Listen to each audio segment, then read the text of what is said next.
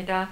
교수님께서는 전국 교수회 부의장이셨고요. 인문대 학장, 민교육 공동의장을 역임하시고 K-MOOC 동서고전의 만남을 개설하셔서 2017년도부터요. 개설하셔서 우리나라 인문학에 대한 그런 갈증을 해결해 주시는 그런 굉장히 깊은 학자시다 이런 생각을 했습니다.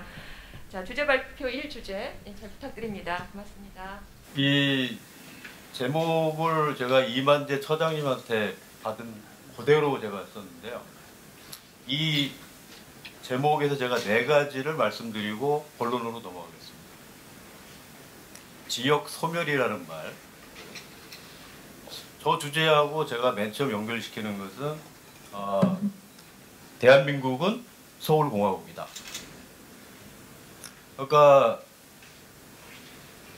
1961년 5.16 이후에서부터 적어도 90년까지는 대한민국은 대구공화국이었어요. 제가 학부 대학원 다닐 때. 근데 1990년 2월에 그 이른바 3당 합당을 하고 그 이후로 30년 넘도록 이제는 대한민국은 서울공화국이 됐습니다. 3당 합당을 여러분 잘 아시다시피 호남을 고립시키고 다른 여타 지역이 야합해서 연합한 겁니다. 그리고 그 정치 구도는 87년 체제가 아직도 미완의 상태로 남아있는 것처럼 한국 사회를 옥죄고 있는 굉장히 뭐랄까요? 잘못된 기제였는데 지금까지도 그것이 영향력을 발휘하고 있다는 점. 그리고 거기에서 핵심적인 역할을 한 인물이 김영삼 씨죠. 그래서 저는 수도권이라는 말을 쓰지 않는 사람이에요. 서울과 경기도라는 말을 쓰지 수도권이라는 말을 쓰지 않습니다. 이유는 한 가지예요. 전 세계적으로 수도권과 지방으로 이원화시켜서 나라를 대립과 갈등 구조로 몰고 나가는 나라는 여기밖에 없습니다. 언어가 잘못되어 있는 거예요. 그리고 그 김영삼 씨로 인해서 만들어진 서울공화국이 오늘날의 지역 소멸의 원천으로 작용하고 있다. 그 이유가 뭐냐면 대구공화국이라고 하는 거는 TK 쪽 얘기 아니에요. 대구 경북인데 거기에 부산 경남이 들어가 붙고 충청도가 들어가고 전통적으로 여당 강세였던 강원도는 그냥 도매금으로 넘어온 거예요. 그러다 보니까 여기만 남은 거예요. 광주 전남북만 남게 된 겁니다. 그 상황이 개선되지 않는 한 이 지역 소멸이라는 말은 계속 앞으로 우리를 옥죄게 될 가능성이 높고, 그 다음에 연결되어 있는 대목이 고등교육 정책인데 깨놓고 얘기하면 대학 정책이에요. 대한민국에 지금 대학 정책이 있는가? 그 대학 정책의 근간이 흔들리게 된 원년이 1995년입니다. 잘 아시다시피 1980년대 초반에 양케 아메리카의 레이건하고 잉글랜드의 대처가 손잡고서 수국적 기업, 다국적 기업, 군산복합제의 앞잡이가 돼서 이 사람들이 신자유주의 깃발을 든단 말이죠. 그것의 첫 번째 결과물이 1993년에 있었던 우루과이 라운드고, 그것의 구체적인 결실이 1995년 세계무역기구 출범이죠. 기억하시죠? 그게 이른바 세계화의 원년이라고 얘기되는 대목인데, 바로 그해 김영삼 대통령이 주창한 게 뭐죠? 대학 설립 준칙주의. 네? 대학 설립 준칙주의. 뭐냐면 어떤 대학을 세우더라도 예전에는 문교부, 교육부한테 허가를 받았어야 되는데 이제는 신고만 하면 되게 됐습니다. 그래서 대단히 많은 대학들이 만들어지는데 주로 광역시 이외의, 이른바 우리들이 얘기하는 지역이라고 하는 곳에 거의 9할 이상의 대학들이 세워지게 됩니다. 그러니까 우리나라의 대학이 대규모로 세워지고 부실화된 원년이 1995년이고요. 수많은 2년제 대학이 4년제 대학으로, 예컨대 제가 그 몸담고 있는 경북대학 이 몇 년 전에 통합을 해가지고요. 상주대학하고 통합을 하게 됩니다. 상주에 있는 대학은 원래 2년제 야간이었습니다. 상주산업대였어요. 이게 95년 이후에 상주대학으로 개편을 하고 4년제로 가고 주간으로 하면서 야간까지 같이 포섭하게 되는 큰 대학으로 성장하게 됩니다. 그런데 신입생들이 모집되지 않죠. 그래 우리 경북대학이 끌어안아서 지금까지 오고 있습니다. 그래서 상주 캠퍼스가 됐는데요. 놀라운 일이지만 교수 100여 명 되는 대학에 총장이 있습니다. 근데 이거는 비단 상주 대학의 문제만이 아니고 전국적으로 2, 30명밖에 안 되는, 예컨대 예천에 가면 경도대학이라고 있습니다. 경북 도립대학이에요. 교수 수가 23명입니다. 그 대학 책임자 이름이 뭡니까? 총장이에요. 이해가 안 돼요. 3, 40명 되는 교대에도 전부 총장들입니다. 언어가 너무 커졌고 그 잘못된 언어가 대한민국 사회에 횡행하고 너무 날린단 말이죠. 예컨대 그 논어 자료편에 보면 자로가 공자한테 묻거든요. 선생님께서 나중에 어떤 권력을 잡게 돼서 무엇인가 사회를 개혁한다고 한다면 맨 처음에 뭘 하시겠습니까? 라고 이야기를 해요. 그때 공자가 한 말이 필야 정명호라는 말을 합니다. 반드시 그 이름을 바로잡겠다라고 이야기합니다. 자로가 크게 실망한단 말이죠. 그럴 때 공자가 6단 논법을 설합니다. 명부정즉 엄불순하고, 엄불순즉 사불성하며, 사불성즉 이학불응하고, 이학불응즉 형벌부중하고, 형벌부중즉 민무소즉 수족인이라고 나옵니다. 이름이 바르지 않으면 그 언어가 제대로 통용되지 못하고, 언어가 제 기능을 하지 못한다면 하고자 하는 일이 제대로 이루어지지 못하고, 일이 성사가 되지 않는다면 예와 악이 흥성할 수가 없고, 그렇게 된다면 형과 벌, 죄를 지은 만큼 제대로 벌이 가해져야 되는데 그렇지 못하고, 그 결과로 백성들이 어찌할 바를 모르게 된다는 게 공자의 6단 논법이에요. 이름은 대단히 중요합니다. 지금 대한민국에 너무나 큰 이름들이 많아요. 명과 실이 상부하지 않는다는 말입니다. 그러다 보니까 크고 작은 혼란들은 먼저 이름부터 바꿨으면 좋겠다는 생각이 들어요. 교수 23명이 있는 대학의 총장이다. 경북대 인문대학 교수 83, 84입니다. 성공회대 교수가 와가지고 특강을 하다가 저희는 80명도 안 되는데 총장인데요. 그죠? 이거는 유희를 넘어서서 거의 희화적인 장면이라고 하는 것. 근데 어찌됐거나 1995년에 대학 설립 준칙주의로 인해서 한국 사회에 대학이 난립하게 됐고, 이것의 뒤를 이어서 다시 김영삼 씨하고 연결된 게 97년 IMF예요. 그 환란이 제기되고 대통령이 된 분이 김대중 씨인데, 그때 한국 사회, 특히 대학에, 특히 지방대학에 결정적인 타격을 준 일대의 사건이 뭐냐면 BK21이라는 거예요. 그건 명확히 얘기하면 브레인 코리아가 아니고 브레인 서울이었습니다. 서울로 대다수 자금이 집중이 되고 지방에서는 약간씩 나눠주는 형태로, 그리고 돈을 가지고 교육부가 장난치기 시작한 원년이 1999년이에요. 지금 아마 우리 원대 그 교수님들하고 직원 여러분들도 굉장히 많은 보고서하고 무슨 계획서 내신다고 날밤 많이 쓰실 겁니다. 특히 기획처 중심으로 해서. 이 미친 짓이거든요. 그 두 가지 사건의 핵심적인 인물이었던 김영삼 씨 문제를 제가 얘기하지 않을 수가 없고, 그리고 이 세 번째로 드리고 싶은 이야기는 지역 소멸이라고 하는 게 근본적으로 연결되어 있는 게 이른바 대학의 몰락.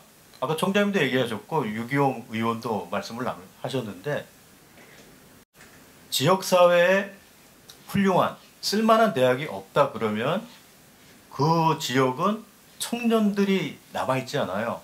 청년들이 없다라고 하는 건 아이 울음소리 들릴 일이 없다는 거고, 그래서 그 지역은 문을 닫게 됩니다.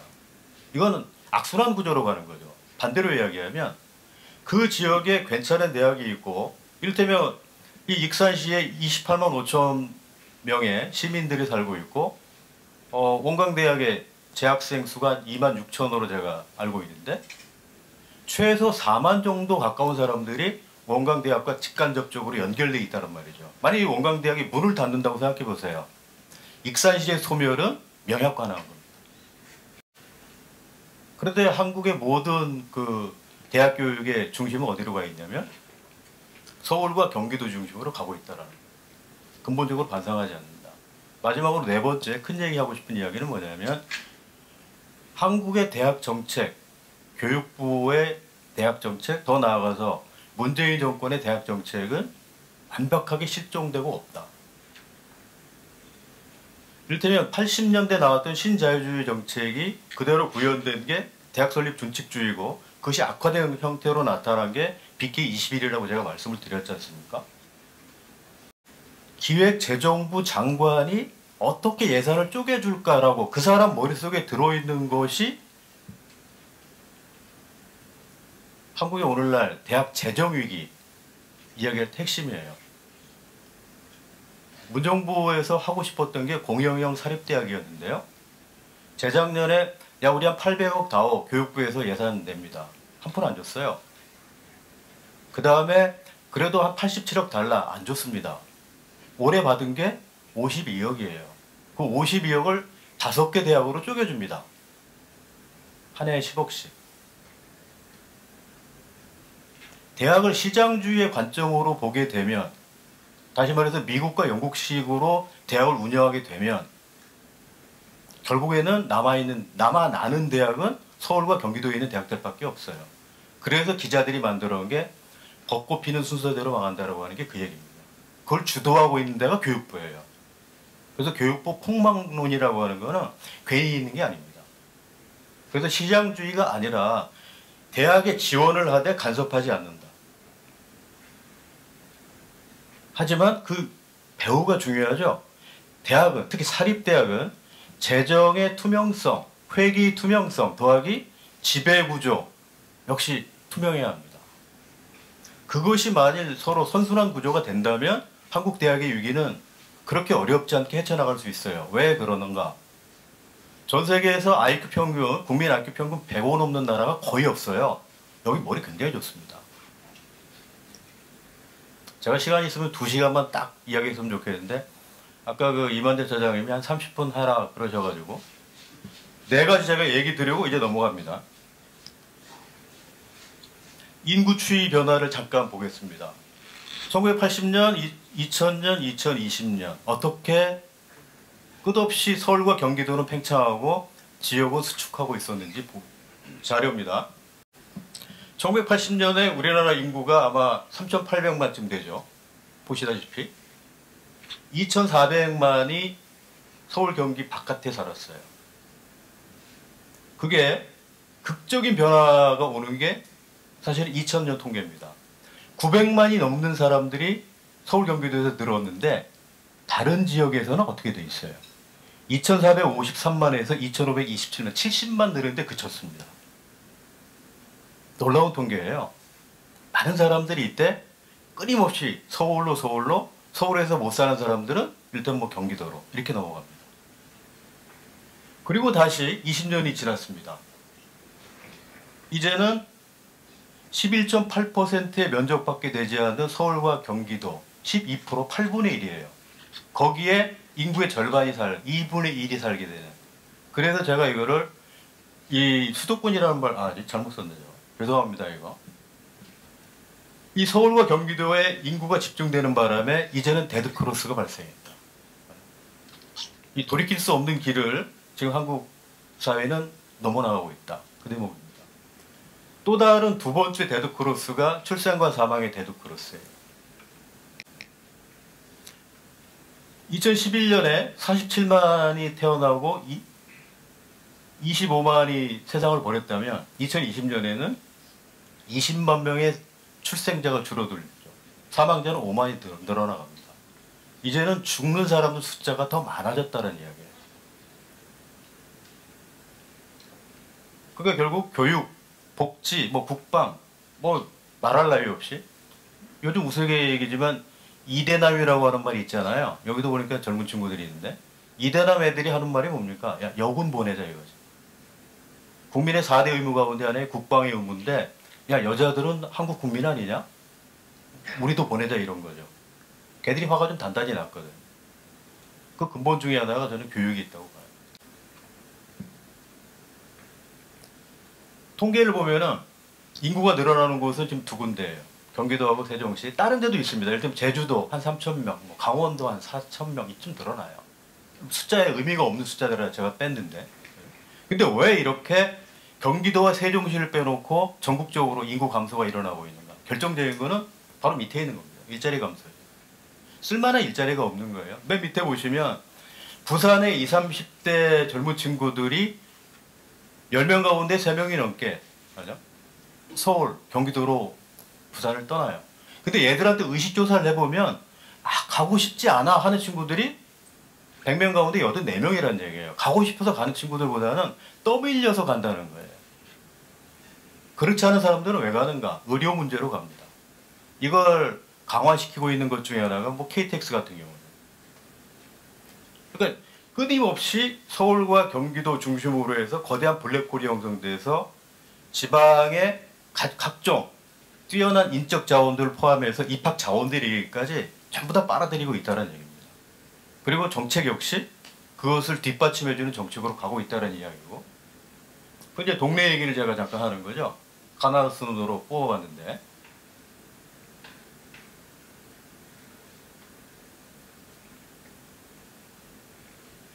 제가 사는 데가 어디냐면 아까 대구에서 왔다고 총장님 그러셨는데 제 사는 데가 인구 43,000에 청도에서 삽니다. 맨 끝에 보이죠? 경북 청도.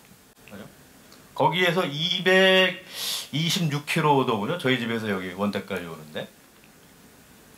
그러니까 왕복 한 450km 그 정도 되는 거죠. 경북대 북문에서 전남대 후문까지 202km거든요. 제가 재작년에 1년 동안 전남대 교환교수로 가가지고 뻔질나게 경대하고 전대 돌아다니는 사람인데요. 궁금해서 갔었습니다. 거기. 여기 있는 학생들은 일단 5.18을 어떻게 생각하고 있을까? 그런 게 궁금해서. 또 하나는 그때 20대 초반 나이로 속수무책 손 놓고 있었던 게 부끄럽고 죄스러워서 1년 동안 열심히 배우고 뭔가 좀 속죄하는 마음으로 제가 1년을 갔었는데 거기보다는 여기가 조금 더 먼 셈이죠. 저기 잘 보시면 경북, 경남에 몰려 있어요. 지금 24개 지역을 제가 해놨는데 딱 한 군데 경기도에 여주가 있죠. 저런 데는 인구 10만 넘어가지고 왜 넣는지는 모르겠어요. 근데 보시면 전북 완주가 들어가 있습니다.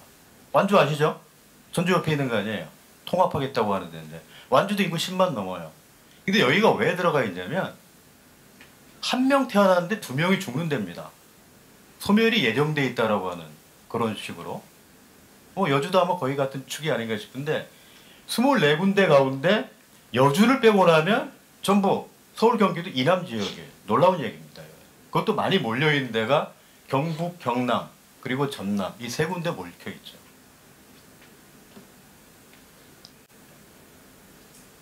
이 지방대학 현황에 대해서 제가 하여튼 대중강연을 많이 하고 다니는데 이렇게 재미없는 걸 가지고 숫자만 잔뜩 들어놓는 좀 죄송하게 나가는데 내일이 원광대학 개교 75주년이라고 보셨죠? 원광대학이 종합대학으로 승격한 해가 언제? 저는 알죠. 공부하고 왔잖아요. 1971년입니다. 개교한 지 25주년 만에 종합대학이 됐고 다시 50년이 흘러서 75주년 개교기념 행사를 하는 거예요. 오늘 굉장히 뜻깊은 자리입니다. 그런데 여러분들 아까 그 총장님한테 박수 치는 거 보니까 이 양반이 요새 인기가 별로 없구나. 총장에 대한 예의를 별로 안 갖춰요. 제가 왜 이런 생각을 하냐면 제가 좀 화가 난 적이 있었던 게 뭐 이런 학교가 다 있어. 지난번에 많이 못 채웠죠. 이름 난 곳이 대구대학과 원광대학이 언론에 많이 회자가 됐잖아요.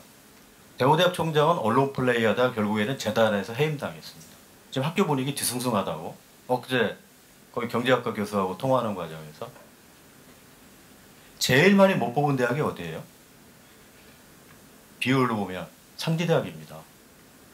대구대 19%, 원광대 20%, 상지대학은 무려 31.4%. 10명 가운데 3명을 못 뽑은 대학이에요. 그 상지대학 총장 유명한 분이죠. 정대화 총장님. 저하고는 패친이에요. 그 양반 글을 제가 많이 읽습니다. 대학 관련해가지고. 이 양반 전국적으로 누비고 다니면서 지금 활동 열심히 하시죠. 왜 그렇습니까? 구성원들이 힘을 모아주는 거예요. 야, 10명 가운데 3명, 30% 넘게 못 뽑았지만 우린 당신을 믿으니까 열심히 해봐. 이렇게 되는 거예요. 제레드 다이아몬드라고 하는 미국 그 저명한 학자가 있어요. 그 사람이 붕괴라고 하는 책, 우리나라에서는 문명의 붕괴로 번역되어 있습니다. 그 책에 보면 위대했던 문명이 몰락하는 5가지 이유를 이야기를 해요. 첫 번째가 기후변화, 두 번째가 환경파괴, 세 번째가 적대적인 이웃의 존재, 네 번째가 우호적인 이웃의 지원 중단 혹은 감소, 다섯 번째가 결정적입니다. 그 문명을 구성하고 있는 사회 구성원들의 태도가 어떠하느냐. 위기를 맞이했을 때, 외적들이 침입해 왔을 때 이 공동체를 지켜야 되겠다. 그러면 살아남는 겁니다. 임난 때 생각해 보시면 돼요. 그래서 제가 이 대학을 보니까 교수협의 의장이라는 사람하고 어디가 해가지고 기자회견해서 총장 나가라. 총장이라는 사람이 괜히 있는 거 아니거든요. 장이라고 하는 것은 어디 가나 대단히 힘든 자리입니다. 힘들게 열심히 노력하고 총장이 자기 권력 누리려고 그런 사람도 드물게는 있어요. 대개는 높은 데 올라가가지고 열심히 하고 있는데 밑에서 일이 좀 잘 안 된다고 나무를 흔들어 대요. 이거는 같이 망하자는 이야기입니다. 그래서 이 굉장히 뜻깊고 축하할 만한 자리에 분위기가 대단히 무겁고 여러분들이 총장을 대하는 태도가 그렇게 뭐 썩 내키는 것 같지 않다. 기분이 꽤 언짢습니다. 그렇게 생각 안 하세요? 자, 반성하는 의미로 크게 박수를 한번 쳐보세요. 아까 총장님한테 이 정도 박수가 나왔으면 제가 얘기 안 했다고. 반성들 하십시오. 왜 그러냐면 1차 파고가 지나갔을 뿐이기 때문에 그래요. 이해하실 겁니다. 제가 여기 220개 교라고 해놨는데 이거는 4년제 대학 기준으로고요. 뒤에 보면은 2년 대학까지 포함해가지고 통계가 다시 한번 나옵니다. 아까 말씀드렸던 1990년부터 2000년 사이에 비광역시 74개의 대학이 새로 생겼다 이 말이에요. 미친 짓입니다 한마디로. 저것도 저거 95년 이후. 근데 91년에 세웠던 남원에 있는 거죠 서남대. 저 대학이 망하고 난 다음에 저 대학이 망했던 결정적인 이유는 총장의 비리입니다. 그죠? 엄청나게 학생들 등쳐먹은 거죠. 망해도 싼 대학인데. 굉장히 걱정이죠. 왜 그러냐면 밑에 두 번째 지역경제 초토화. 이거 동네 원룸촌 상가 주민 인터뷰한 걸 보고 있으면 눈물 납니다 사실. 그리고 지역 대학들에게도 폐해가 되죠. 원대에서도 아마 받았죠. 여기 의대생들 말이죠. 의대생이 아닌 친구들은 전북과 충남 쪽으로 해가지고 일단 웹툰 했던 애들이 애니메이션 학과로 가요. 미치겠다는 거죠. 만화 그리는 거하고 만화 영화하고는 다르잖아요. 그걸 이름이 비슷하다고 해가지고 관리들이 여기 가라 저기 가 이렇게 간 거예요.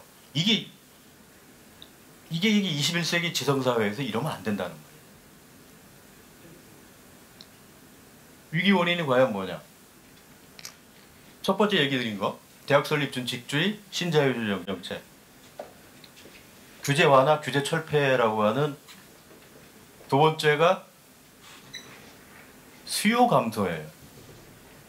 그러니까 90년대 중반에 김영삼 씨가 이 대학 설립 준칙주의를 이야기했던 근본적인 이유는 이제는 대학 교육을 일반화시켜도 괜찮겠다. 생활 형편이 좋아졌기 때문에 누구나 다 대학을 가도록 하자. 좋은 취지였어요. 그럼 대학이 모자라니까 많이 세워라. 그죠? 그런데 2000년대 들어와서 정점이 2009년 100명 가운데 87명이 대학을 갑니다. 이게 점점 줄어들고 있죠.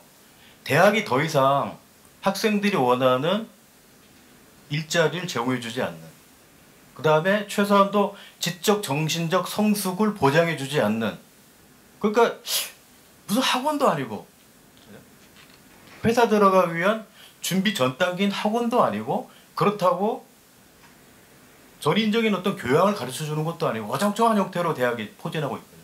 그 위기의 원인이기 때문에 아이들이 명민해서 대학을 많이 안 간단 말이에요. 결정적인 원인은 제가 보기에는 세 번째, 지방대학의 위기 원인.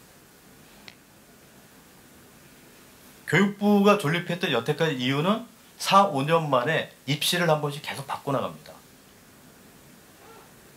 교육부 관료들이 주로 많이 사는 데가 강남 8학군이에요. 걔들한테 제일 유리한 방식으로 교묘하게 입시제도를 3년이나 4년씩 한 번씩 바꿔요.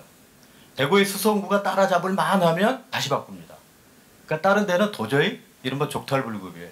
그 짓을 해왔던 게 교육부고 교육부 관료들입니다. 그러면서 서울공화국을 공고하게 만들어 오고 있는 게 지금까지 현상이고, 교육부의 재정적 지원, 기재부 돈 주는 대목이 서울로 많이 집중되다 보니까 결론은 지방대 부실화로 나타납니다.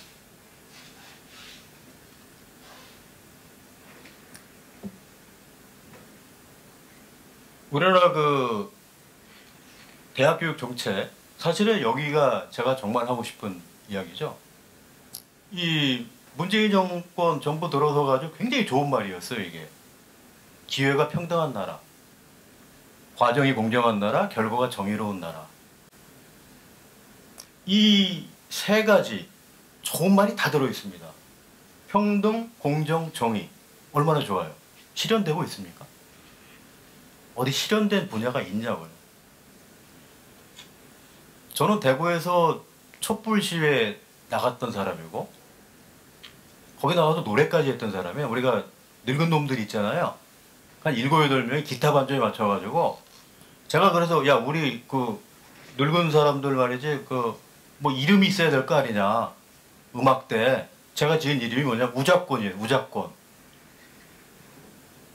줄임말이죠, 분명히. 우리는 자랑스러운 꼰대다. 그래서 이게 사람들이 조율하고 있을 때 절대로 마이크를 주더라고. 당신 여기 대구 시민들 많이 나와 있으니까 4, 5천 나와 있었단 말이에요. 한마디 해라 그래가지고, 우리가 젊은 시절, 저는 40년째 거리에 서 있는 사람인데요. 70년대부터 거리에 나가 있었으니까. 오직하면 제가 나는 왜 30년째 거리에 서 있는가, 그런 글을 쓰기도 했어요. 거리에 나간 이유가 뭐예요? 여기 나와 있는 거예요. 평등, 공정, 정의. 이게 실종된 나라였기 때문에 그걸 제대로 만들려고 그랬는데 제대로 못 만들었잖아요. 우리가 87 항쟁을 제대로 못 치러내서 오늘 이 추운 자리에 20, 30대 여러분 나오게 해서 정말 미안하다. 이제 여러분들이 우리들의 대를 이어서 나라를 바로잡자고 얘기했어요. 평등, 공정, 정의라고 했단 말이에요. 됐습니까?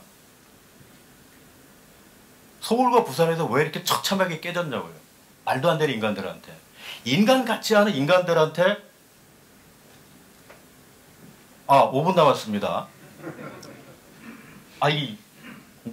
하여튼 제대로 나라가 돌아가려면 저게 제일 중요해요. 평등, 공정, 정의. 그죠? 대학을 시장의 눈으로 바라봐서는 안 된다. 지원은 하되 간섭하지 않는, 헌법에서 보장하는 고등교육의 기회를 제공해 줘야 한다. 그죠?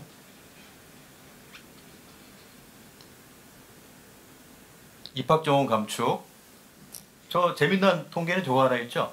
감축률 순위를 보면 애국계 왜 전북이 저 앞에 가 있는지 전 이해는 잘 모르겠더라고요. 소멸의 위기가 가장 많은 곳은 경북, 경남, 전남, 전북은 완주 하나밖에 없는데, 이런 걸 하면 여러분들 통계를 한번 찾아보시기 바랍니다.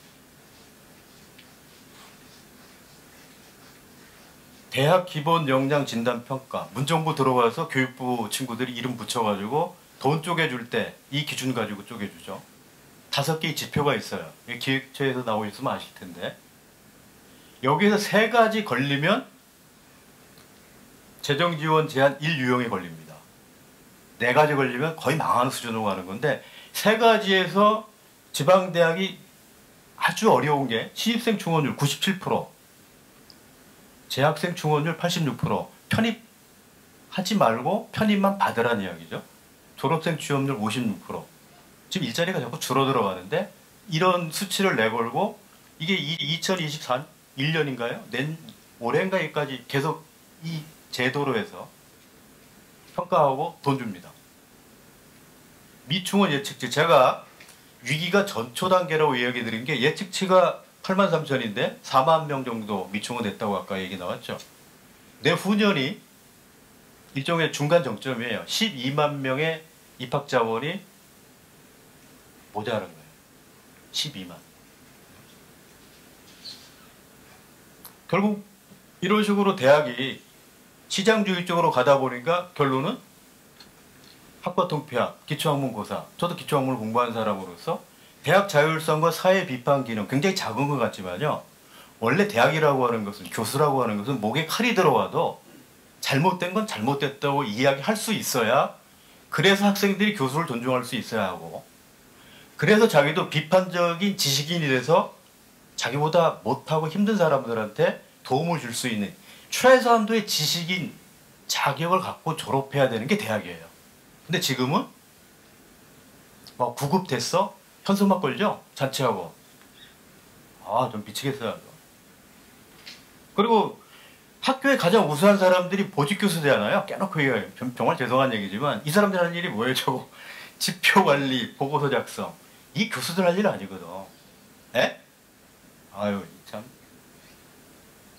아까 말씀드렸던 2년제까지 포함하면 지금 전국에 목숨 걸고 있는 대학이 335개 대학인데, 그 가운데 사립대학이 대학 숫자도 그렇고 입학 정원도 그렇고 모두 84%를 차지하고 있어요. 대한민국은 공교육이 오래전부터 죽어있는, 박정희 때부터 죽어있었어요. 지금 계속 그러고 있고, 국공립대학이 16%를 차지하고 있다. 시장주의로 가고 있는 미국과 일본도 이 지경까지는 아니라는 거예요. 그래서 가장 힘든 건 서울에 있는 뭐 연고대나 무슨 뭐 한양대 뭐 이런 데 말고요. 정말 힘든 거는 지방에 있는 사립대학들입니다.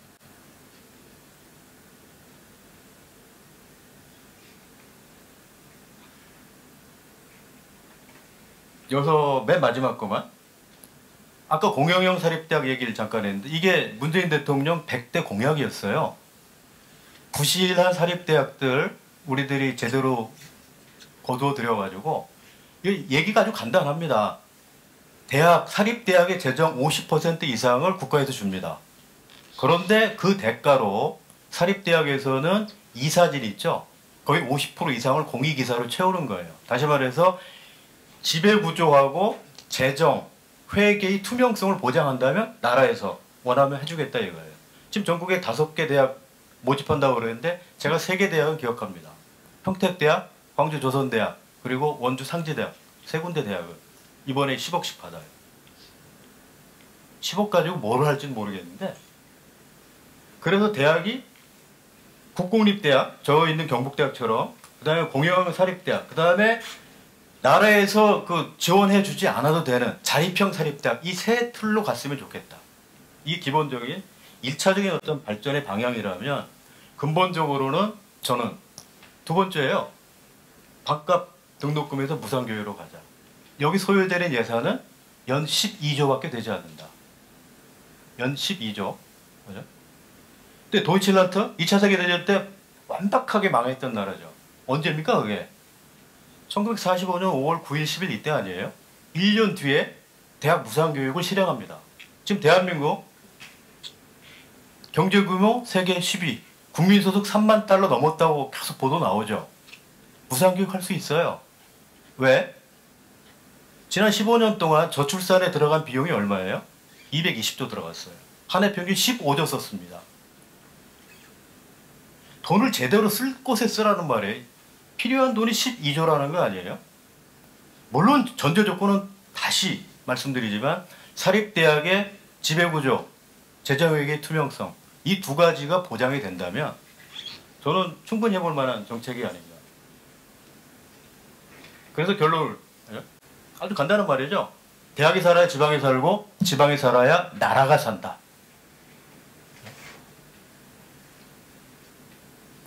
올해 국가예산 찾아보면 556조입니다. 2%가 12조쯤 돼요. 2%. 제가 허경영 되려고 하는 게 아니에요. 요새 전부 다 허경영 따라하기인데 12%만 대학에 넣어라 이거죠. 그걸 위해서라면 교육부는 폐지해도 좋다. 지금 장관이 뭐 하는 사람인지 모르겠어요. 초, 중, 등 유치원 교육은 교육감들이 하는 거 아니에요? 마스크 쓰고 나와서 하는 얘기는 계속 코로나 얘기밖에 안 해요. 전 이해가 안 됩니다. 이 분투봉을 터뜨렸더니 이달 말까지 그 대학 정책 8월까지 무슨 뭐 사립대학 뭐 해가지고 교육부에서 뭘 내놓겠다고는 그러는데 기대를 한번 해볼지 어떨지 모르겠어요. 국가교육위원회를 상시 가동하자. 이건 정권과 무관하게 어디가 권력을 잡든지 간에 정말 양식 있는 인사들 중심으로 해서 대학 교육을 전담하는 국가교육위원회를 상시 가동하자. 그래서 우리들의 이 모가지를 죄고 있는 시장주의. 돈이 되는 쪽은 계속 개설하고 대형화하고 안 되는 쪽은 계속 문 닫게 하는 철학가가 없는 대학, 국문과가 없는 대학 이게 아니라는 거예요. 그리하여 잘못된 세상 엇나가고 있는 어떤 그 초사람들 인륜, 천륜마저 무시하는 끝없이 기능주의로 빠져들어가고 있는 우리 대학을 온전한 학문 공동체로 재탄생시켜야 한다. 그것이 저희 결론입니다. 감사합니다.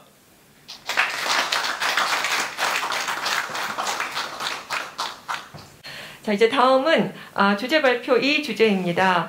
전병순 전라북도 혁신성장산업국 국장님으로부터 홀로그램 사업을 통해 바라본 지역과 지역 대학의 상생 협력에 대한 주제 발표가 있겠습니다. 네, 박수로 맞이해 주시기 바랍니다.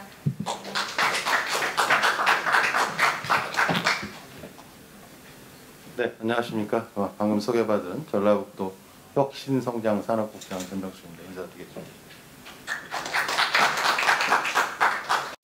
4차 산업혁명 시대에 있어서 홀로그램 사업을 통해 바라본 지역과 지역 대학의 상생 협력이라는 그 주제 발표인데요.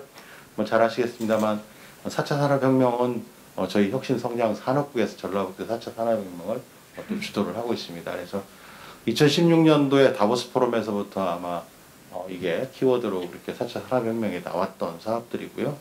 아마 잘 아시겠습니다만 뭐 디지털 그런 그 어떤 기반에 있어서 물리적 또는 생물학적 그 다음에 어떤 공간과 한계가 이렇게 경계가 없어지는 그런 것들이고요. 그게 아마 디지털을 기반으로 한 것이고 저희 또 제조업 쪽에서는 이야기를 바라볼 때 기존에 있던 제조업에다가 ICT를 접목한 그런 것들을 4차 산업혁명의 어떤 가장 기본적인 사항이라고 그렇게 저희들은 또 이야기를 하고 있습니다. 그래서 이 홀로그램 사업과 관련된 사항들에 대해서는 우리 박명수 총장님이라든지 원광대학교에서 아주 지역과 함께 적극적으로 협조를 해주셔서 지역의 하나의 신산업으로 그렇게 자리매김을 하고 가고 있다라는 말씀 제가 먼저 올립니다. 그래서 지역 산업을 또 담당하고 있는 정책을 담당하고 있는 그런 담당하고 있는 공무원의 입장에서 감사하다는 말씀을 제가 올립니다.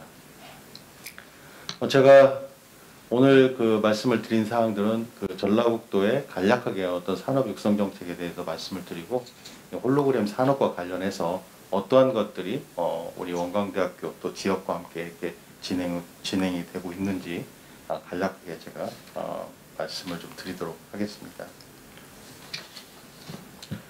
먼저 그 전라북도 그 산업 육성 정책입니다.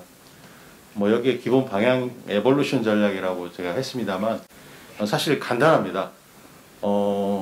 아마 지역이 대부분이 다 그렇듯이 뭐냐면 기존에 있던 산업에 대한 고도화 전략이 첫 번째고요. 그 다음에 새로운 신산업에 대한 육성과 관련된 사항이 두 번째입니다. 그렇기 때문에 아마 잘 아시겠습니다만 기존에 있던 주력 산업이라는 것은 저희 전라북도의 경우는 자동차, 조선, 농건설기계, 그다음에 뿌리 산업들, 아마 그 다음에 그 소프트웨어 이런 것들이 되고 있습니다. 이런 것들을 얼마만큼 고도화를 시키느냐. 그래서 미래에 부응할 수 있는 산업적으로 모든 것들이 대응할 수 있도록 하는 그런 전략, 정책 하나 하고요. 그 다음에 산업부에서 2018년이죠. 12대 신산업 쪽을 발표를 했고 이러한 것들이 앞으로 4차 산업혁명 시대의 미래를 선도하게 될 거다라는 그런 신산업에 대한 기반 인프라라든지 육성 정책을 담당하고 있습니다. 그래서 여기는 지금 2015년부터 19년까지 저희들이 5개 그런 산업을 중점적으로 이끌어 왔었고요. 이 산업에다가 새롭게 진행되는 융합기술을 접목을 해서 6개 그런 그 산업, 신산업 군을 구분을 하고 저희 전라북도에서는 그렇게 진행을 하고 있다라는 말씀을 드립니다. 그래서 뭐 에볼루션 전략이라고 했지만 에너지 신산업, 미래 수송기계, 첨단 융복합 소재, 라이프케어, 그다음에 스마트 동생명, 정보통신 융합 이렇게 해서 6대 신산업 쪽을 저희들이 기존 주력 산업과 함께 같이 고도화시키고 육성해 나간다라는 말씀 드립니다. 그래서 사실 보면은 지금 여기 뭐 현재 SES라고 해놨습니다만 아마 이게 과거형이 될 겁니다. 향후라고 했지만 지금 현재 있는 투비가 현재 진행하고 있는 그런 저희 산업 정책의 어떤 추진 방향이 되고 있다는 말씀드립니다. 기존의 그 산업기술 어떤 공급 중심의 R&D였다라면 지금은 모든 R&D라든지 이런 부분들이 지역의 어떤 수요 맞춤형 또는 문제 해결형으로 거의 바뀌고 있다는 겁니다.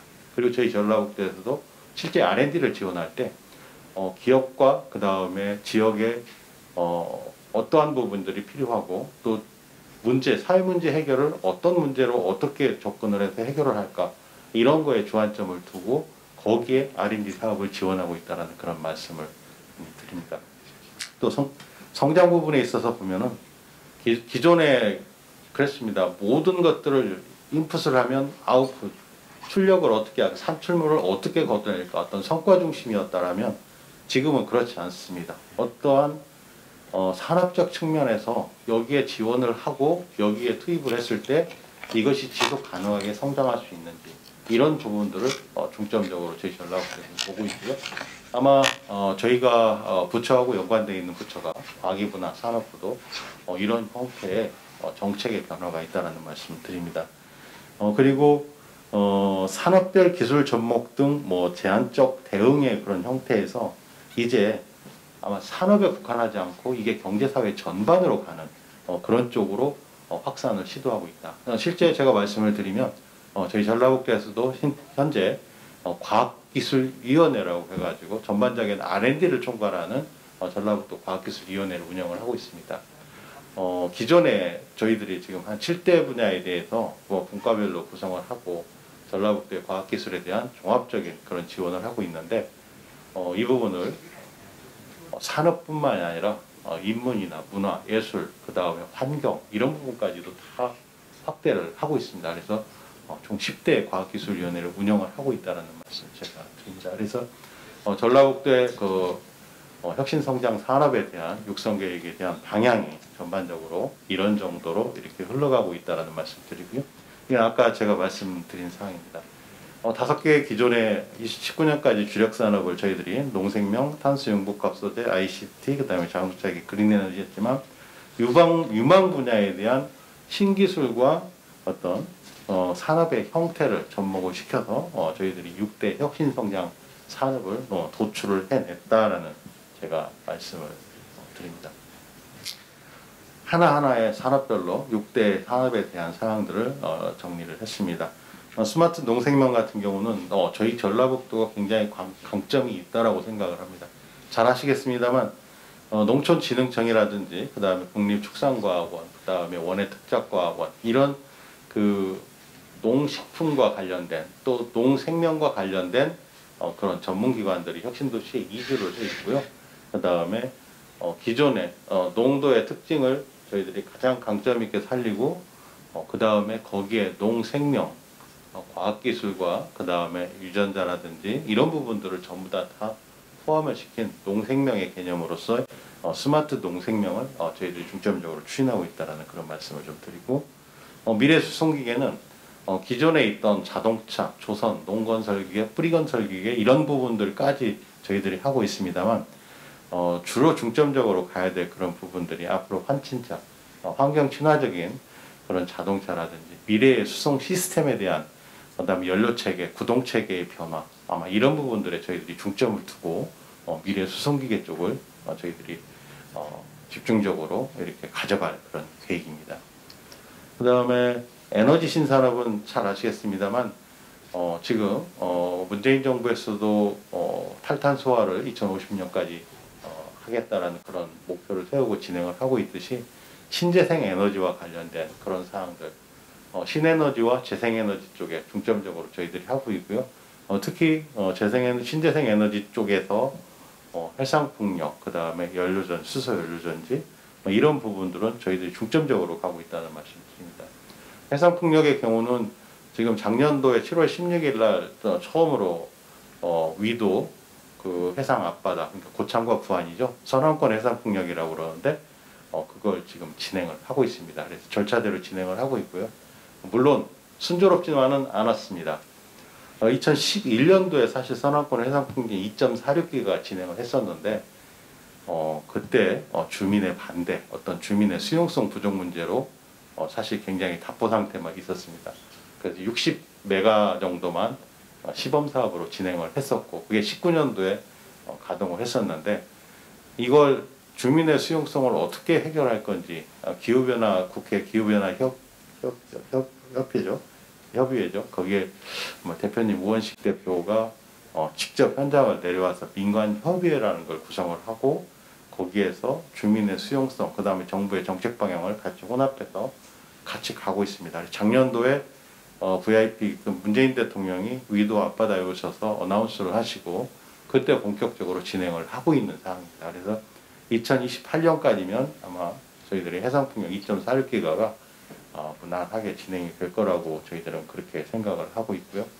또 수소와 관련된 재생에너지에 대한 알리100이라든지 요즘에 알리300까지 이렇게 나오고 있습니다만 알리300까지 나오고 있는데 사실 에너지 전환의 가장 기본적인 4단계 중에서 1단계가 재생에너지에 대한 생산이라고 그러면 섹터 커플링 2단계로 넘어가서 수요와 공급을 맞추고 그 다음에 3단계에서는 거기에 오버되는 예를 들어 신재생 에너지에 대한 사항들을 어떻게 차지할 것인지 그게 이제 ESS 그 다음에 그린 수소의 생산 문제 그 다음에 마지막 4단계에서는 에너지 전환이 되면 완벽한 화력발전소의 제로화 이게 이제 에너지 전환의 기본적인 4단계 모델이라고 하고 있는데요. 저희들은 현재 섹터 커플링까지 지금 보고 있습니다. 그래서 우리 그 새만금 지역에다가 그린 수소 생산 클러스터를 저희들이 지금 하고 있고요. 그 다음에 알리100 전용 산단 그 다음에 아마 다음 달이면은 아마 공개가 될 것 같습니다만 호남권 초강력 에너지 프로젝트라고 해가지고요. 전남, 광주, 전북이 알리300까지 지금 그렇게 내다보고 있습니다. 그래서 에너지의 신산업과 관련된 사항들은 되게 그런 정도의 사업 구성으로 좀 진행을 하고 있고 저희 전라북도에서 리드를 하고 있다라고 제가 자신 있게 이야기를 할 수 있습니다. 또 하나는 첨단 융복합 소재 부분인데요. 이것은 주로 있는 사항들이 잘 아시겠습니다만 저희 전라북도에 중점적으로 가고 있는 게 사실 탄소 산업입니다. 2000년도 초반부터 시작해가지고 지역 단위에서 탄소 산업을 시작을 해서 아마 가고 있는데 그런 첨단 융복합 소재의 가장 핵심이 되는 탄소 소재를 중심으로 한 그런 융복합 소재 부분 산업까지도 저희들이 계속적으로 가고 있다. 이제 거기에 헬스케어라든지 바이오 융복합까지도 저희 포함이 되는 거고요. 대개 이제 바이오 컴포짓이라든지 이런 부분들, 그 다음에 헬스케어, 그 다음에 여기에 이제 바이오를 저희들이 같이 플러스를 시켜서 들어가기 때문에 첨단 융복합 소재 부분에 대한 사항들도 저희들이 집중적으로 추진을 하고 있다는 제가 말씀을 좀 드립니다. 라이프케어 관련된 사항들은 아마 잘 아실 겁니다. 바이오 헬스 분야 이런 분야인데요. 저희들이 거기에 바이오 아까 부분과 중복되는 그런 부분들이 있겠습니다만 의약품, 의료기계, 그 다음에 화이트 바이오, 레드 바이오, 그린 바이오까지 저희 도에서 지금 중점적으로 가고 있습니다. 실제 그 첨단 의료 복합단지와 관련된 사항들도 지금 준비를 하고 있고요. 저희 도에서는. 그 다음에 그저께 지금 중기부에서 또 하나 뜬 게 있더라고요. K-바이오랩이라고 해가지고 그 사업을 또 준비를 하고 있습니다. 그래서 지역에서 라이프 케어와 관련된 또 바이오와 관련된 그런 산업을 융복합시켜서 저희 전라북도에서는 중점적으로 좀 가보겠다. 그리고 실제 그런 기반 구축을 위해서 많은 노력을 하고 있습니다. 그래서 말씀을 드리고요. 그다음에 정보통신 융합과 관련된 사항들은 이건 아까도 말씀드렸습니다만 4차 산업혁명에 있어서 가장 핵심이 되는 ICT 분야고요. 소프트웨어 분야입니다. 그래서 저희 전라북도에서는 소프트웨어, ICT 분야에 대해서 중점적으로 저희들이 하고 있다는 말씀 드리고 이것과 연관지어서 사실 산업화 시키는 것이 지금 빅데이터 산업까지도 저희들이 가고 있습니다. 그래서 잘 아시겠습니다만 새만금 쪽 SK-ENS에서 2조짜리 빅데이터 센터를 투자를 하겠다라는 입장이고요. 저희 도에서는 자체적으로 한 1조 정도 투자를 해서 빅데이터 센터와 관련된 사항들을 지금 계속 준비를 하고 있습니다. 그래서 아마 지금 이번 달에 지금 중국 구이저우 성하고도 빅데이터와 관련된 또 포럼을 화상으로 또 준비를 하고 있습니다. 그래서 그런 기반 인프라를 착실히 다져 나가겠다라는 게 이 정보통신융합과 관련된 사항이고요. 아마 이게 어떻게 보면은 앞에 있던 전단의 산업들의 가장 핵심적으로 뒤에서 서포트를 해주는 그런 산업이 아닌가 생각을 하고요. 저희들이 도에서 중점적으로 하고 있습니다.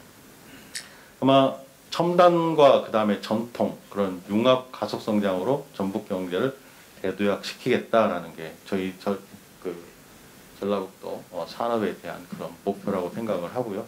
이렇게 되게 되면 매출과 관련된 또는 기업에 대한 기업의 유치와 기업의 수, 그다음에 종사자, 또 일자리 아마 이런 것들이 저희들은 상생하게 될 거라고 생각을 합니다. 다음은 이제 홀로그램과 관련된 사항인데요. 뭐 홀로그램에 대한 사항들을 제가 굳이 이야기를 안 해도 아마 잘 아실 겁니다. 여기 지금 뭐 보시면 알지만 이게 저기네요. 저기 저도 5분 남았다고 그러네요. 간략하겠습니다. 뭐 저기 이게 아이언맨인가요? 아이언맨 is down 아마 홀로그램인데 홀로그램이라는 것은 뭐 아마 홀로스하고 그램하고 해서 완전한 그림이라는 그런 개념이고요. 그걸 합성시켜서 홀로그램이라고 지금 하고 있고 저는 어렸을 때 그 스타워즈를 보고 그 저기 이 홀로그램이라는 것들을 그렇게 제가 머릿속에 기억을 했던 기억이 납니다. 아마 영화 감독들은 아마 천재지 않나 생각이 들고요. 이런 기술들을 실제 기술을 구현하는 게 저희 홀로그램 산업이라고 말씀을 좀 드립니다. 홀로그램과 관련된 사항들은 뭐 그렇게 크게 제가 말씀을 드리지는 않겠습니다만 보이지 않는 것을 보이게 하는 기술이고 그걸 산업화시키겠다라는 거고요. 그동안 볼 수 없었던 거, 실제 볼 수 없었던 거, 다시 볼 수 없는 것들을 홀로그램 기술을 통해서 실질적으로 재현하고 그걸 산업화시키겠다라는 사항입니다. 그래서 뭐 암세포 혈액등 질병 검사도 실질적으로 홀로그램 기술을 통해서 할 수 있는 것이고 그 다음에 뭐 화상 회의를 통하는데 실제 모습처럼 그렇게 착석을 하고 아마 영화에서 많이 보셨을 거라고 저는 생각을 합니다. 그 다음에 고인이 된 아티스트들에 대한 공연 뭐 얼마 전에 KT에서 CF 나올 때 김광석과 아이유의 협연을 아마 보셨을 겁니다. 아마 그런 기술들을 구현을 하는 게 홀로그램이지 않냐 그렇게 말씀을 드리고요. 이 4차 산업혁명과 초실감 시대가 분명히 홀로그램이 선도하게 될 거다라는 겁니다. 이 초실감 시대를 선도하는 것을 원광대학교 중심에 아마 전라북도의 지역 산업으로 그렇게 가고 있다는 것에 대해서 도에서는 굉장하게 많은 관심을 좀 가지고 있다는 말씀 드립니다. PC에서부터 콘텐츠의 변천사를 우측으로 갈 때 이렇게 가는 건데요. 인터넷 모바일에서 지금은 VR, AR, MR 이렇게 지금 왔습니다. 예.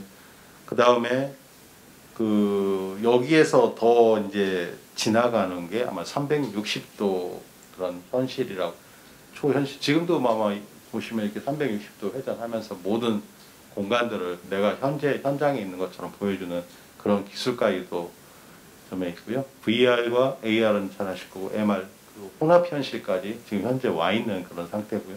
완전한 그런 홀로그램에서 최고의 그런 어떤 홀로그램까지를 구현하는 기술이 되는 거고요. 특히 진짜 원대에서 이 부분을 우리 총장님 여기 계시지만 너무 도와주셔서 저희들이 지역으로 산업으로 이렇게 갈 수 있다는 말씀 다시 한번 제가 감사드리고요. 또 직접 또 참여해 주시고 계시는 강원정 교수님께서 아주 적극적으로 해주셔서 저희들은 정말 감사하다는 말씀 제가 다시 한번 드립니다.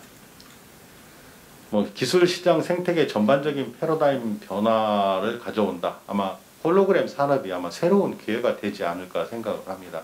어떤 기술적 측면에서 앞으로 4차 산업혁명 시대를 리딩을 해나갈 수 있는 그런 산업적 구조가 아닌가 저는 그렇게 생각을 하고 있고요.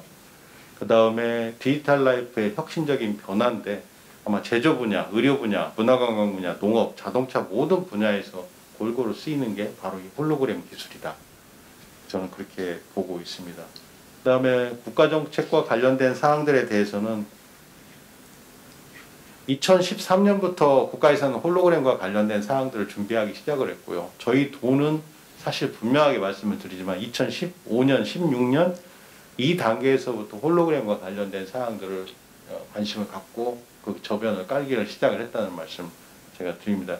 사실 경북하고 같이 합작을 했습니다. 경북 구미와 그 다음에 우리 전라북도 익산이 같이 합작을 해서 시작을 했고요. 2019년도 6월 달에 홀로그램 기술개발 사업과 관련된 1817억짜리 예타를 같이 구성을 해서 경북과 전북이 같이 진행을 했습니다. 그래서 지금 현재 그 사업들을 익산 중심 또 원광대 중심으로 진행을 하고 있다는 말씀 제가 드리고요. 이 1817억을 따와서 기술과 서비스 실증을 사업들을 지금 하고 있습니다. 그래서 뒤에 또 말씀을 드리겠습니다만 홀로그램 산업의 어떤 생태계를 구축을 하고 있다는 말씀 제가 드리고요. 5대 서비스 분야 구현을 위해서 5개 핵심 기술과 사업화 실증을 하고 있다는 말씀 드리고 5개 서비스 분야는 여기에 있는 것처럼 비주얼라이제이션, 그 다음에 인포메이션, 그 다음에 텔레프레전스 서비스, 엔터테인먼트 서비스, 그 다음에 분석 검색 서비스까지 5개 서비스 분야를 저희들이 중점적으로 갈 그런 계획입니다. 그 중에 가장 핵심 기술들이 1817억 중에 1500억이 핵심 기술과 관련된 R&D를 진행을 하는 사항입니다. 단 하나 올해 지금 사업을 관련된 사항들은 하고 있는데 정작 여기에 필요한 소재 부품과 관련된 사항이 없었습니다. 그래서 그 부분을 또 저희들이 그 소재 부품 기술 센터를 70억 정도 되는 것들을 지금 확보를 해서 사업을 추진하고 있다는 말씀 드리고요. 이 3대 사업화 실증은 경북과 전북이 서로 나눴습니다. 각자의 영역을 좀 나눴고요. 그래서 경북 구미에서 하고 있는 것들은 저희들이 이야기를 하면 팩토리 관련된 사항이 있습니다.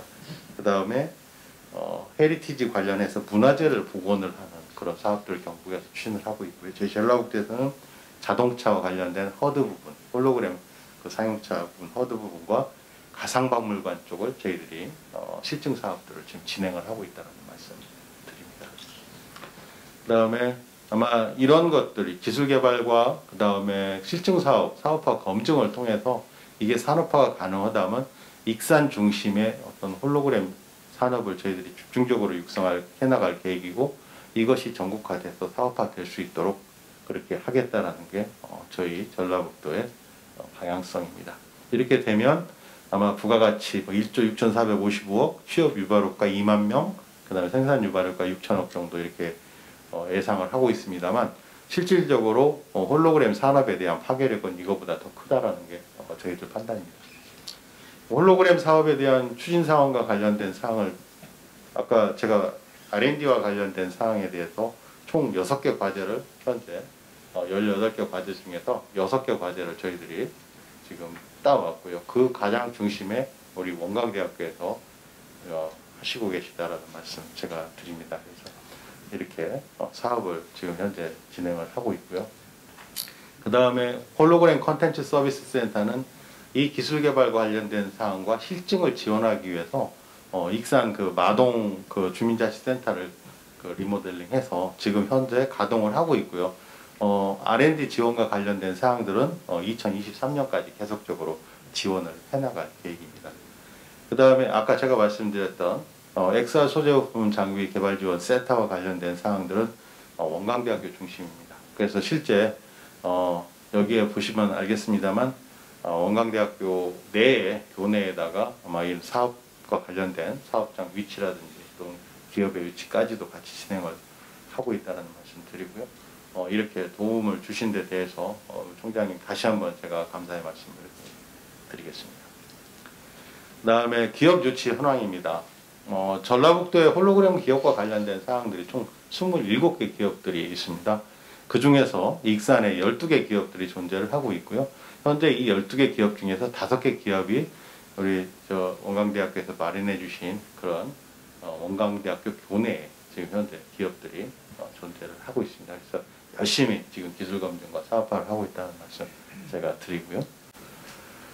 아마 아까 우리 김규종 교수님께서도 말씀하셨습니다만 제가 정말 감동 깊었습니다. 뭐 지역과 지역 상생, 지역이 살아야 나라가 산다, 뭐 그런 말씀인데요. 저희 산업 정책도 마찬가지입니다. 대학과 함께 가지 않는 지역 산업은 저는 없다라고 생각을 합니다. 왜 그러냐면 실제 모든 대학의 기술들, 그 다음에 대학의 인재들이 실제 저희 전라북도의 어떤 중요한 소중한 자산으로 저희들은 평가를 하고 있기 때문입니다. 그래서 관과 산, 학, 연이 같이 움직여주지 않으면 전라북도의 산업에 대한 미래, 또 전라북도의 미래는 저는 결코 없다고 생각을 합니다. 그래서 사실 뭐 교육부의 정책이 저는 어떻게 됐다고 이야기하지 못하겠습니다만 저희 전라북도에서 대학과 함께 산업을 같이 가겠다라는 말씀은 제가 말씀을 드리고 아마 제 시간이 한정된 시간이 거의 다 돼서 여기에서 마무리를 짓도록 하겠습니다. 경청해 주셔서 감사드립니다.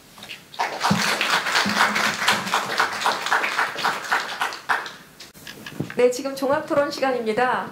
소개를 먼저 한번 해보겠습니다. 저희 기획처장님으로 수고하고 계시는 우리 이형효 교수님 소개하겠습니다. 감사합니다. 한방병원장 이렇게 젊은 수혈을 해주시는 이정환 교수님, 그다음에 우리 사범대 학장님 안관수 교수님입니다. 그다음 저는 아까 소개해드린 대로 중등특수교육과 교수고요. 그다음에 김규종 교수님, 그다음 유지해구 익산시 의회의 의장님이 오셨습니다. 고맙습니다. 네, 그리고 교수노조 위원장이신 이군선 교수님 오셨습니다. 고맙습니다. 그다음 산학협력단장님이신 최병민 교수님입니다. 고맙습니다. 네, 그야말로 이제 자유토론인데요. 우리 여기 시의장님께서는 또 어떤 면에서는 좀 주실 메시지가 또 있으실 것 같기도 하고요. 이제 나머지 저희 여기 학교 구성원들이신데요. 자유롭게 또 오늘 발제자 혹은 또 이 발제 주제와 상관이 물론 있는 얘기들을 나누실 거라고 생각은 되는데, 또 이제 원광대학에 굉장히 이렇게 중요한 일들을 해주시는 애써주고 계시는 우리 보직 교수님들도 많으셔서 관련된 주제로 오늘 우리 학교에 대한 소망을 담아서 개교기념일을 기념하면서 상생의 내용들을 가지고 오늘 한번 좀 담론을 형성해보는 시간을 갖도록 하겠습니다.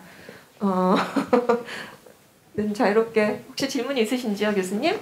시간이 많지는 않아서 12시까지는 제가 사회자가 시간 키퍼거든요. 아시겠지만 딱 그때 끝내도록 하겠습니다.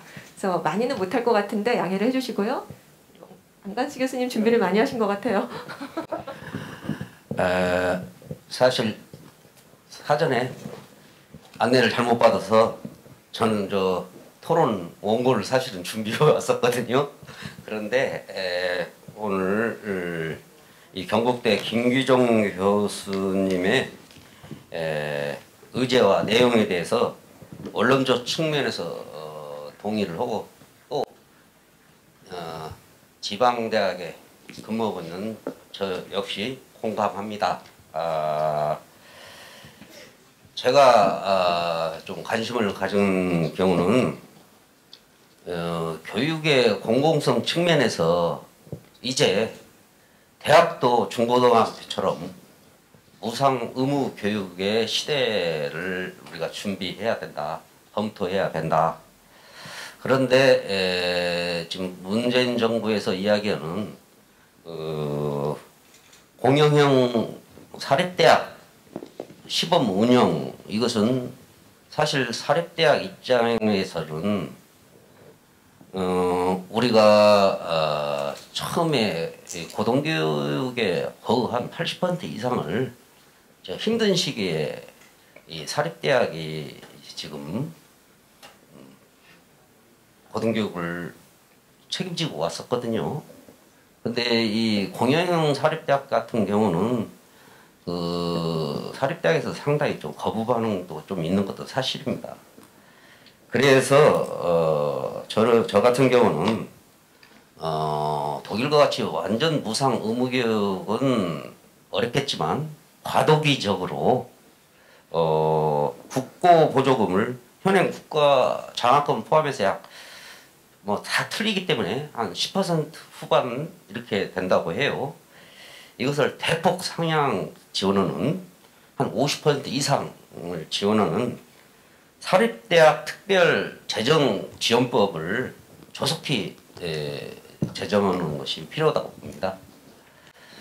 지금 국립대학이든 사립대학이든 학부모들은 다 국가에 세금을 내고 있지 않습니까? 그리고 우리나라 고등교육의 80% 이상을 사립대학이 책임지고 왔는데 지금 인구가 감소된다.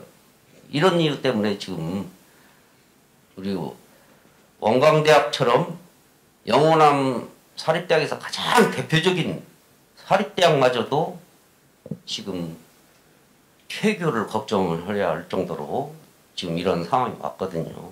그렇다면 교육의 균형 발전 그리고 지역의 균형 발전 차원에서 정부가 이걸 방치해서는 안 된다 이렇게 생각합니다. 제가 우리 공감하기 때문에 우리 김 교수님의 의제에 공감하기 때문에 제가 질문보다는 보완적 토론으로 마칠까 합니다. 감사합니다. 시간 관계상 그래도 이렇게 돌아가면서 말씀을 좀 들어보시면 좋겠고요. 또 우리 익산시 의장님께서는 또 좀 빌려주실 말씀도 좀 기대하겠습니다. 그러면 이형효 교수님 말씀 좀 들어보겠습니다. 네, 지금 기획처장을 맡고 있는 이형효입니다. 오늘 그 발표하셨던 김기정 교수님의 말씀 듣고 대단히 좀 일부는 또 감사하면서 저희 한계를 많이 느꼈습니다. 아까 벚꽃 피는 순서대로 지방대학의 위기 망한다는 그런 얘기했었는데 얼마 전에 어느 분이 공유하신 자료를 보니까 상당히 좀 그 자조적인 얘기 같은데 단풍 피는 순서대로 대학 입학 정원을 좀 줄여야 된다 하는 그런 이제 얘기도 나왔습니다. 아까 수도권이라는 말을 사용하지 말자고 하셨는데 지금 사회 구조적으로 이런 지방과 수도권과의 차이கள் 때문에 겪고 있는 문제가 단기간에 해결되지 않는 그런 상황인 것 같고요. 그래서 아무래도 당장 그 대학 경영을 책임지고 계시는 총장님이나 또는 그 보좌하는 저희들은 할 수 있는 일부터 해야 되지 않나 이런 생각을 하고 있습니다. 장기적으로는 학생들이 오고 싶은 대학을 만들고요. 다른 대학과 차별화된 대학을 만들기 위해서 저희가 노력을 하는데 정치권이랄지 또는 이제 지자체랄지 또는 의회의 도움을 받아야 되겠지만 그 전에 우리가 할 수 있는 그래서 학생이 떠나지 않고 학생들이 오고 싶은 학교를 만드는 것이 가장 먼저 해야 될 일이 아닌가 그런 생각을 하고 있습니다. 두 번째는 그 대학과 지자체의 연관성인데요. 제가 볼 때도 이제 대학과 지자체가 서로 역지사지하는 그런 자세를 좀 더 적극적으로 가져야 되지 않나 하는 생각입니다. 과연 우리 대학에서 조금 전에 발표하셨던 그 전라북도의 5대 주력 사업과 6대 혁신성장 산업에 맞춰서 본인의 연구랄지 사업을 진행하는 경우가 얼마나 많았는가 한번 되돌아보는 시기가 됐습니다. 그리고 마지막에 발표하셨던 그 XR 소재부품 그 소부장에 대한 개발지원센터를 유치한 것은 최근에 있었던 가장 큰 성과가 아닌가 해서 거기에 대한 확대가 필요할 것 같고요. 그다음에 다음에 우리 제가 유재구 그 의장님께 좀 말씀드리겠습니다만 지금 결국은 각각의 주체가 개별적으로 노력하는 것은 효과가 좀 한계가 있기 때문에 지자체하고요. 또 의회에서 또 승인해 주셔야 되니까 의회하고 대학 그리고 국회 의원실 그리고 이제 지자체가 서로 협력을 해서 이 위기를 극복하는 것이 필요하지 않나 이런 생각이 듭니다.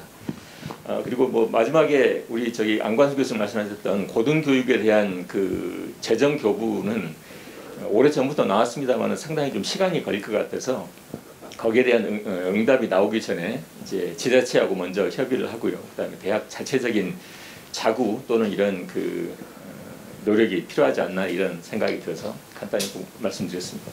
네, 감사드립니다. 우리 기획처장님의 그 진심 어린 고민이 담겨 있는 멘트셨습니다. 제가 좀 균형을 맞추기 먼저 말씀하시고 그다음 균형을 맞추기 위해서 최병민 단단장님 그다음 말씀해 주십시오. 이렇게 좌우로 왔다 갔다 하겠습니다. 네, 말씀해 주십시오.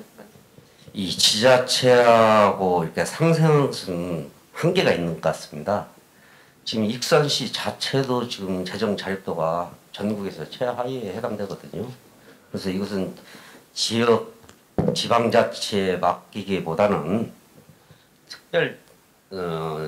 특별법을 제정을 해야 될 것 같습니다. 저기 유재구 시의장님께서 말씀해 주셔야 될 것 같은데 좀 그러면 제가, 지금 해주시겠습니까? 네, 제가 이 자리가 굉장히 무겁습니다. 어제 제가 익산시 의 대표로서 제가 이 자리에 참석했는데 우리 경북대 교수님께서 먼저 발표하신 그 내용대로 대학이 살아야 지방이 살고 지방이 살아야 국가가 산다. 아주 좋은 말씀인지 저는 기억하고 있습니다. 그리고 우리 익산시에서도 그동안에 이제 박명수 총장님께서 이 자리를 하기 전에 지난 2월 달이죠. 원광대학교와 익산시에 대한 그 교류 상생 발전을 교류를 한번 저희들이 가졌었어요. 그래서 거기서 우리 교수님께서 지금 말씀하신 그대로 대학이 살아야 우리 지역도 산다는 것을 먼저 알았기 때문에 익산 시민으로서 우리 원광대학교를 입학을 하면은 장학금 100만 원씩을 지급하자는 그런 서로 협의를 했습니다. 그래서 내일 모레까지죠. 5월 17일까지 아마 저희들이 지금 조사를 하고 그 예산을 저희들한테 지금 하는데 익산 사랑 장학재단인가요? 먼저 거기에서 지급하고 차후에 이것을 적법하게 조례를 제정을 해서 지급할 그런 계획입니다. 그리고 그동안에 우리 그 익산시와 우리 의 그리고 특히 이제 원광대학교 박명수 총장님께서 서로 그런 협조하에 이보다도 더한 취업의 일자리나 그다음에 이제 원광대학교의 재단에 한 대학 병원에 한 그 간호사의 그 기숙사 관련 여러 가지 지원 방안을 그동안에 쭉 검토를 해왔습니다.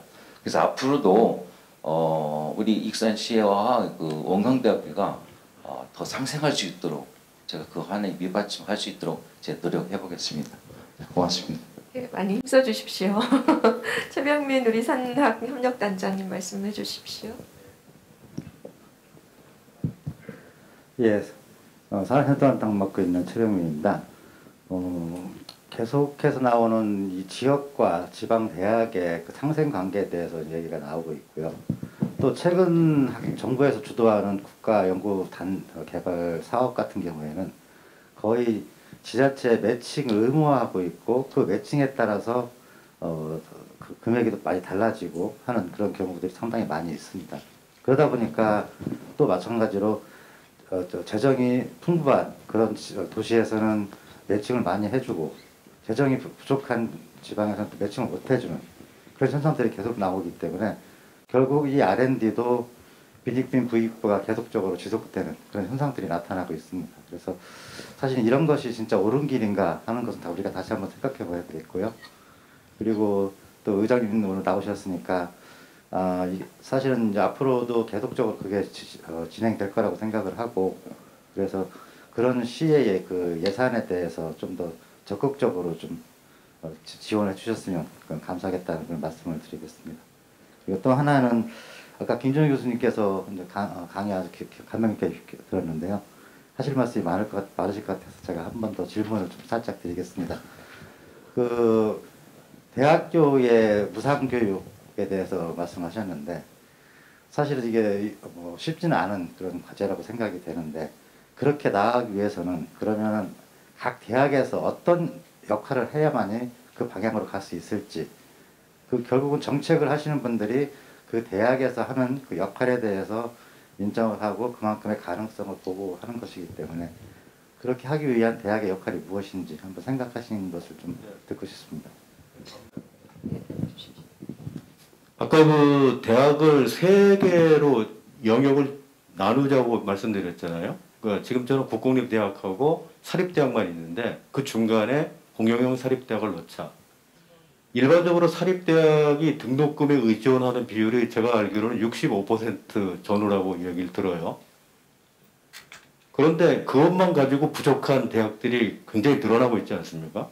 워낙 재단이 부실할 경우 그리고 운영 자체가 어렵고 입학 자원이 계속 줄어든다면 이쪽은 어쩌는 거죠? 자발적으로 흔들어서 5개 대학 아까 얘기 드린 것처럼 공영 사립대학으로 이 사람들을 만들고 구조 개선을 해 나가자는 거죠. 그리고 서울에 잘 나가는 대학들은 그냥 놔두자는 거예요. 단 아까 기획재정 말씀이 굉장히 옳은 말씀이에요. 저도 공감하는 게 단풍들은 순서대로 입학 정원을 대거 줄이자. 이유는 우리나라 4년제 서울에 있는 큰 대학들은 전부 다 뭐냐면 연구 중심 대학들이 아니에요. 요새 연구 중심 대학은 IST 붙어 있는 대학들이죠. 유니스트, 디지스트, 카이스트처럼 얘들이 전 세계적으로 좀 평가 순위도 그렇고 결과가 굉장히 좋은 대학들이 많아요.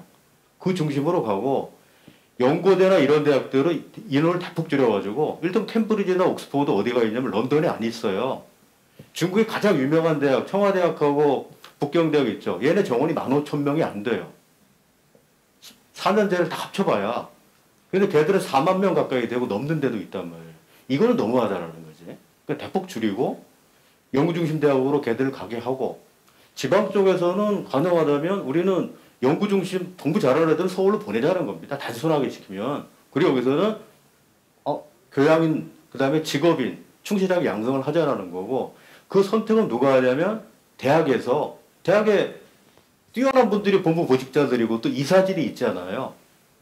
이 상호 협력 논의를 해가지고 우리는 그냥 지금처럼 자립형 사립대학으로 그냥 가는 게 좋겠다. 그럼 그냥 가는 거고요. 대신 아까 그 사대 학장님 말씀하신 것처럼 그런데 돈은 좀 다오. 근데 반대급분이 있어야죠.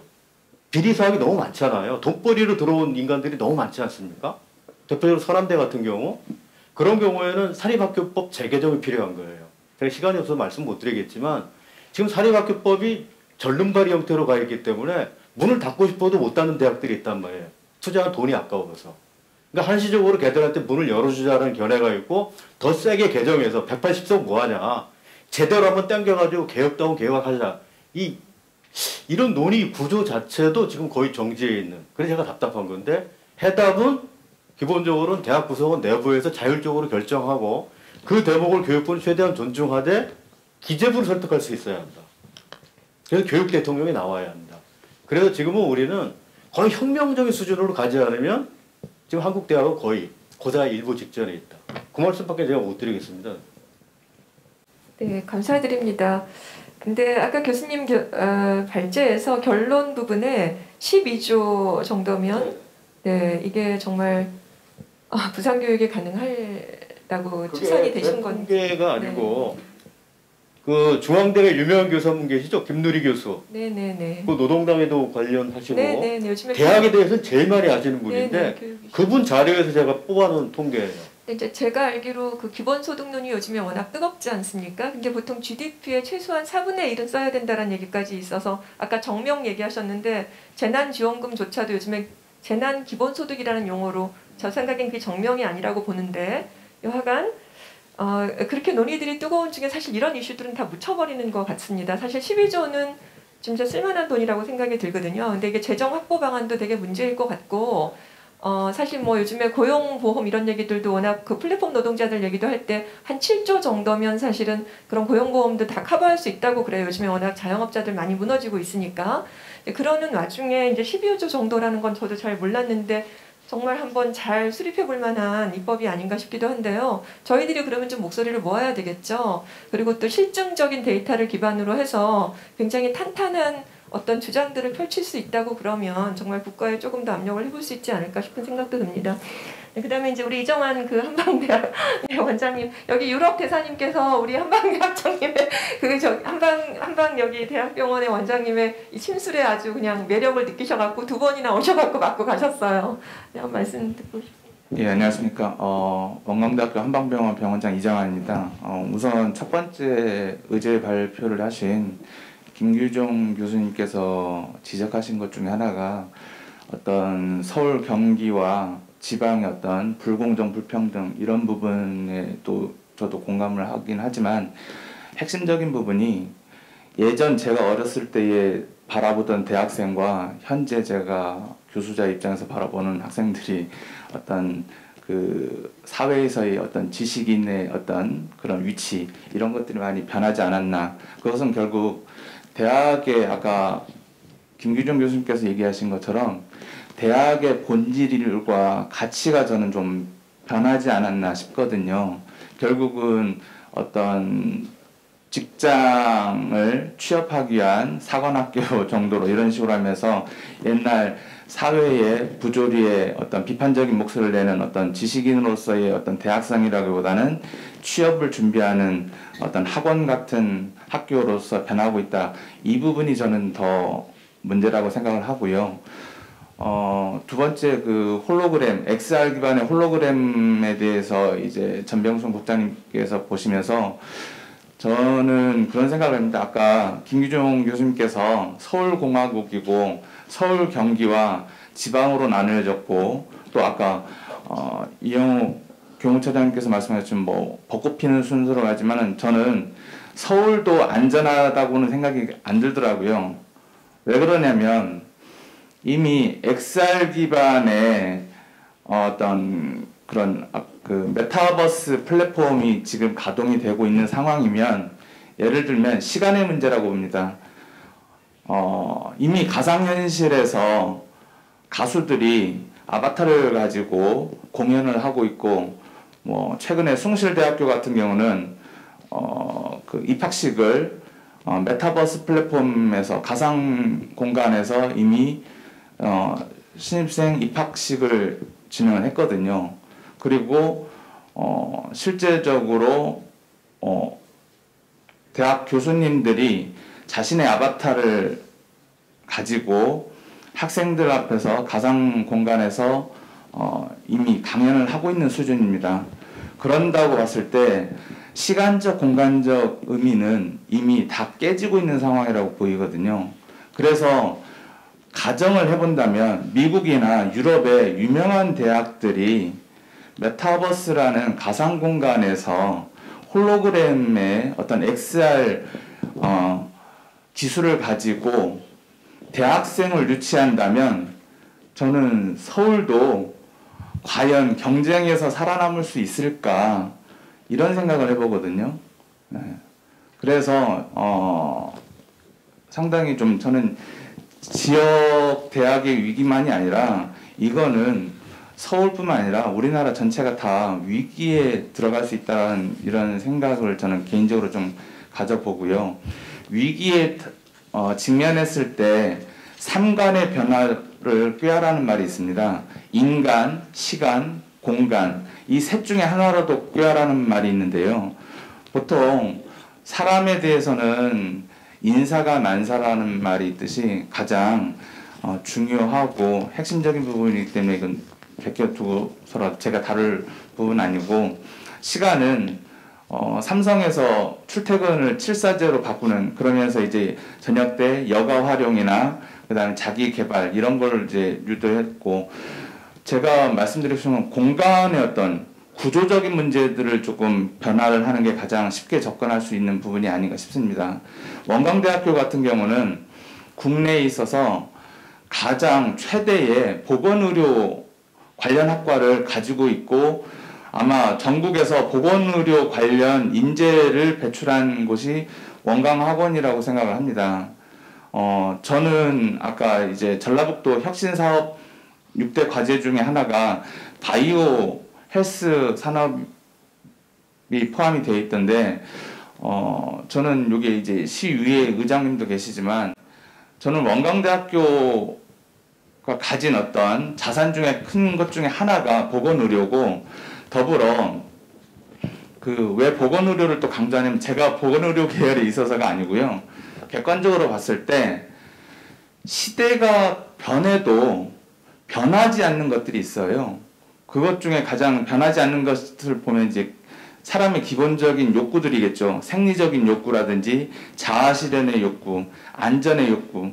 근데 동서고금을 통틀어 건강이라는 욕구에 대해서는 시대가 변하고 그 다음에 사회가 변하고 그 다음 지역이 변해도 아마 건강에 대한 관심은 변하지 않을 거라고 보입니다. 그렇기 때문에 저는 더욱더 그 보건의료 계열 중심으로 어떤 구조를 좀 바꿔야 하지 않나. 근데 제가 봤을 때 지금 원광학원은 각각의 그 학과들이 강점들은 있지만 이게 구슬이 서말이라도 꿰어야 고배라는 말이 있듯이 아직 구슬 상태에 있지 않나 이런 생각을 해보거든요. 그래서 이런 부분들을 아까 그 김규종 교수님께서 말한 어떤 정신 철학적인 문제, 대학의 본질을 가치를 실현하면서 전병순 국장님이 말하신 어떤 홀로그램 기반의 어떤 XR 기기를 어떤 도구를 가지고 이런 보건의료 관련한 어떤 컨텐츠를 개발하고 그다음 익산시가 그와 같이 어떤 바이오 산업의 메카가 된다면 실제적으로 통계상으로도 전체 산업체의 어떤 그 부가가치율은 20% 보편적인 평균 20%임에도 불구하고 바이오 산업 같은 경우는 부가가치율이 30%가 넘어갑니다. 상당히 고부가가치이기 때문에 저는 조금 그런 쪽을 좀 중시할 필요가 있다고 여겨지고요. 그리고 학령 인구가 줄어드는 것은 저명한 사실이죠. 그런 말이 있습니다. 측정할 수 없는 것은 관리할 수 없고 관리할 수 없는 것은 개선할 수 없는데 학령 인구의 감소라든지 그 다음에 우리 인구의 고령화 이런 것들은 다 측정 가능한 예측 가능한 것들이거든요. 그러면 머리를 모아서 지혜를 서로 모으면 충분히 개선할 방법은 있다고 보이거든요. 그런 부분들을 봤을 때 조금 그 학령 인구에만 관심을 갖는 게 아니라 오히려 저는 40대, 50대 조기 은퇴자들도 많지 않습니까? 그런 분들을 다시 대학에서 재교육하는 그쪽 시장도 한번 역발상으로 한번 생각해 볼 수 있지 않나. 아니면 60세, 65세 요즘은 100세 시대에 있어서 60세, 65세 정년 맞으신 분들을 보면 되게 젊으세요. 그런 분들을 대학에서 재교육을 해가지고 다시 그런 어떤 사회에 보탬이 될 수 있는 인력으로서 하는 부분도 상당히 좀 가치가 있다고 보이거든요. 끝으로 이제 제가 말씀드리고 싶은 것은 그 관상이라는 영화에 그런 말이 있습니다. 유명한 대사긴 한데요. 자기가 시시각각 변하는 파도만 봤지 정작 파도를 일으키는 바람을 못 봤다고 하는 말이 있어요. 물론 시시각각 변하는 파도처럼 위기 순간에 대해서 대응을 할 수도 있어야지만 정작 그런 위기를 일으키는 주요한 부분도 중장기적으로는 이제 저희가 준비를 해야 되지 않을까 싶습니다. 이상입니다. 네, 고맙습니다. 병 원장님 되게 좋은 아이디어까지 또 제시해 주셨습니다. 무척 오래 기다리셨죠, 이근선 교수님. 일단 마지막 발언이신데요. 그리고 시간이 조금 남으면 이제 몇 개 더 부가적으로 질의응답하는 시간을 갖도록 하겠고요. 교수노조 위원장님이신 이근선 교수님 말씀해 주십시오. 예, 안녕하십니까. 저는 사범대학 한문교육과에 있는 이군선입니다. 김규종 교수님 그 고등교육 정책에 있어서 나아갈 방향에 대해서 충분히 공감하면서 이제 이 서울 경기 이 소재 대학 입학 정원 축소 말씀도 해주셨는데 일단은 그것만 가지고 현재 상황에서는 좀 이 지방대학이 가진 어려움을 풀어나가기는 쉽지 않을 것 같습니다. 교육부에서 일단 사립대학에 가하고 있는 규제들부터 어떻게 풀어놓고 난 다음에 숨통 열어놓고 시작해야 될 일이 아닌가 싶고요.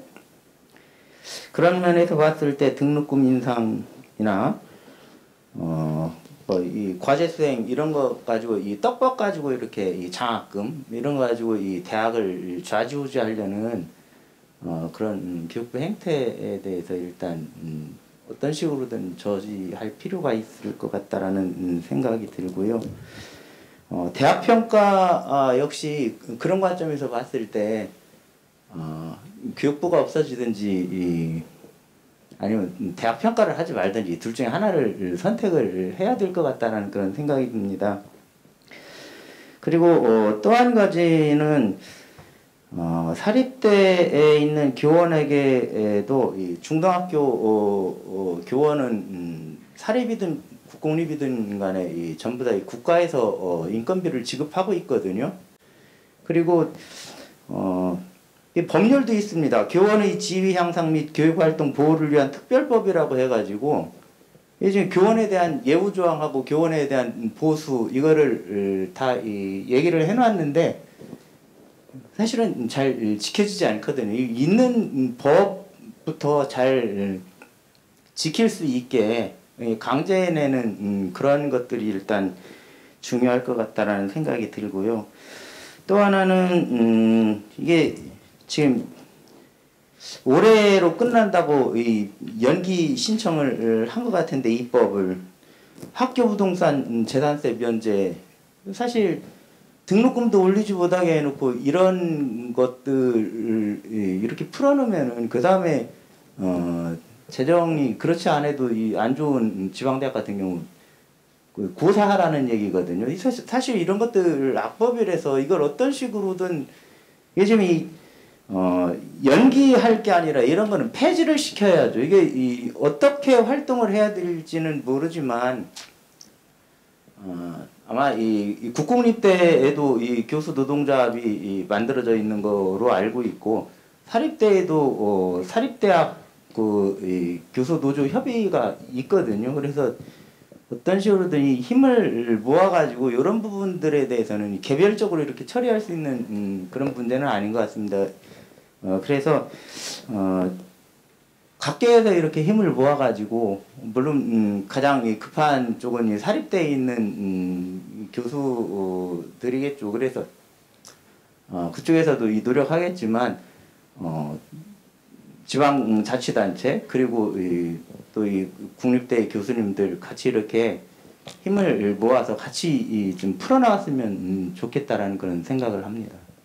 이상입니다.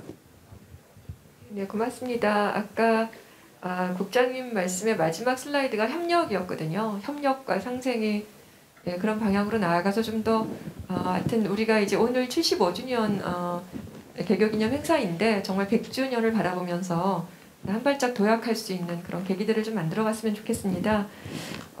지금 이제 아까운 시간 7분 정도가 남아서 우리 아마 최병민 단장님께서 이걸 짚고 계셔서요. 네, 기회를 드리겠습니다. 시간이 조금 남던다고 해서 제가 좀 한번 말씀드리겠습니다. 오늘 주제 뒤에 보시면은 사실은 100년 원강을 향한 도약이거든요. 지금 모든 분들이 다 어렵다 위기다 얘기를 하고 있는데 이런 얘기만 하는 것이 중요한 것이 아니라 우리가 지속 가능한 대학을 가기 위해서는 우리 원광대학의 정체성이 무엇인지에 대한 고민부터 시작을 해야 된다고 생각합니다. 그런 바탕에서 앞으로 우리가 살아가기 위해서 그리고 100년을 도약하기 위해서는 어떻게 우리가 헤쳐나가야 되는지 원론적인 부분 다시 한번 시작을 해서 준비를 해나가지 않으면은 그 100년은 돌아오지 않을 거라고 생각이 됩니다. 그래서 모든 구성원들이 자기를 주장하지 말고 우리 학교, 우리 원광대학교가 어떻게 하면은 좀 더 좋은 대학교로 살아갈 수 있을지 그런 고민을 우리 스스로가 뼈아프게 고민하고 준비를 해야 되지 않을까 그런 생각이 들어서 한 말씀 드렸습니다. 감사드립니다. 혹시 더 없으시면 네. 예, 저기 라디오 방송 보면은 패널이 30초만 달라고 하고 1분 쓰던데 저도 30초만 쓰겠습니다. 고등교육 재정 교부에 대해서는 지금 초중등에 대해서는 내국세 20.79%라고 하는 퍼센트가 지정돼서 지원하고 있는데 점점 초등학생들이 줄어들고 있지만은 그거는 바뀌고 있지 않거든요. 그래서 고등교육법도 그런 고등교육에 대해서 재정 지원이 필요한데 교육부 생각은 그런 것 같습니다. 아까 말씀하신 몇몇 비리 사학이랄지 문제 있는 대학이 있는 상태에서는 지급이 어렵다 해서 어느 정도 조정이 되면은 아마 추진한다고 하는데 이제 일반 지역 사립대학에서는 그런 시간까지 기다릴 수가 없으니까 아까 말씀드린 대로 자구 노력이랄지 자강 노력을 먼저 해야 될 것 같고요. 그리고 다시 한번 말씀드리면은 대학이나 이런 지자체가 별도로 활동을 하면은 시너지랄지 그 전달이 잘 안 되니까 지자체, 다음에 대학, 국회의원실, 또 의회에서 도와주셔야 되고요. 또 기업과 이런 그 지역 대표들이 함께 목소리를 높여서 내년에 선거도 있고 하니까 좀 그 지역 대학을 살릴 수 있는 방법을 좀 꼭 찾았으면 좋겠습니다. 네, 이상입니다. 고맙습니다. 이제 마지막으로 마지막으로 우리 주인공 맞이해 주신 교수님 말씀 듣고 주인공이라니까 죄송하고 교수노조 교수님 말씀하신 대목이 짚어볼 게 굉장히 많고요. 큰 이야기를 지나가듯이 얘기하셨는데 최소 5개 이상이란 말이에요. 근데 거기에서 제가 가장 공감하는 게 뭐냐면 대학 평가 그만해라. 일테면 총장 나온 사람들이 제 연구실에 와요. 뭐 왜 하려고 하느냐? 그럼 당신 총장 되면 딱 한 가지만 하라. 그 국립대 총장협의회 있어요. 9명, 10명 만나는 자리가 있는데 거기 가서 그 대학 평가 좀 받지 마라. 우리가 뭐 중앙일보 꼬붕이냐? 그럼 마찬가지로 사립대학 총장협의회 있을 거라고 제가 알고 대기업에서도 보면 사립대 총장님들이 발언이 훨씬 강하잖아요. 그쪽에서 어떤 의견을 좀 모으는 게 좋겠다. 이런 생각이 들어요. 그 줄 세우기의 어떤 전형이 사실은 그 짓을 하는 건데 모든 대학에 보면 판넬에 적혀 있죠.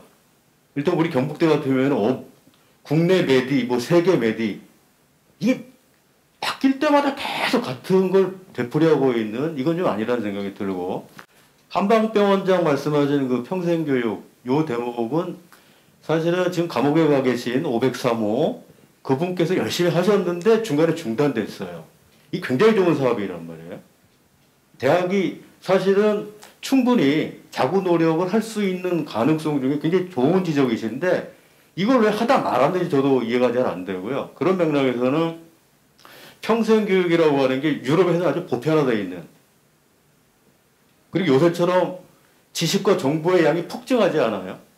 그러니까 대학이 지금 옛날에 고3 수준이 요새 학부 졸업한 애들 수준밖에 안 돼요. 제 큰애 공부하면서 하는 말이 저희들은 알아야 될 게 너무나 많고 너무나 많은 지식과 정보가 인터넷에 돌아다니기 때문에 미치겠어요. 그래. 대학원 박사과정 다니는 애가 도대체 정신을 못 차리겠다고 이야기합니다. 그래서 제가 딱 한마디만 했죠. 거기에서 너한테 필요하고 우리 사회가 요구하는 대목 그걸 알아낼 수 있는 정도의 지적 정신적 성숙을 너 스스로 노력하지 않으면 안 된다. 근데 일반 사회에서는 불가능하기 때문에 대학에서 그분들을 재교육시켜야 한단 말이죠. 그렇다면 평생교육을 어떤 형태로 활성화시킬 건가. 그리고 그것은 요새 60, 70대 돈 되게 많거든요. 아실 거예요. 아마 실버산업 어쩌고 그러고 있는데 그분들 가운데 배우고 싶어하는 분들 정말 많습니다. 그걸 대학에서 모셔다가 서로 상생하는 쪽으로 가면 이게 어떤 우리 국민의 의식, 정신 수준도 높일 수 있는 방안이고 대학도 어느 만큼 숨통을 열 수 있는 그런 방향이 아닌가. 짤막하게 말씀드렸습니다. 네, 고맙습니다. 사실 정말 중요한 의제입니다. 평생학습 도시는 사실 국가적 전체 의제라고도 볼 수 있겠습니다. 유네스코도 그렇고 모든 국제기구들이 또 이제 그렇게 가고 있기도 하고요. 이제 마지막 시간 정말 딱 2분 정도 남았는데 제가 굉장히 운영을 잘한 것 같습니다. 여러분 어떠십니까? 네, 저기 시간이 이제 다 됐는데요. 아까 그 교수님 말씀해 주신 것 중에서 그 제럴드 다이아몬드의 그 문명의 그 위기였나요? 붕괴였나요? 문명의 붕괴 때 아까 5가지 말씀해 주신 게 있어요. 이제 그 말씀이 좀 기억에 남는데 이렇게 좀 지지해주고 옹호해 주시는 그 이웃들이 이탈하는 거 그것도 이제 붕괴의 원인이고요. 또 이제 함께 이렇게 협력해주고 함께 지지해주는 그런 분들이 이웃에 많이 있다는 것도 붕괴를 막는 또 하나의 이제 방법이기도 한데요. 저희가 이제 그런 공동체로 함께 힘을 합치고 또 함께 이렇게 서로 애쓰는 것들 격려해주고 이제 그렇게 해서 함께 상상해가는 그런 분위기를 오늘 이 자리를 기해서 조금 더 힘쓸 수 있는 그런 기회가 되기를 소망하는 마음으로 네, 이 자리를 마감하겠습니다. 고맙습니다.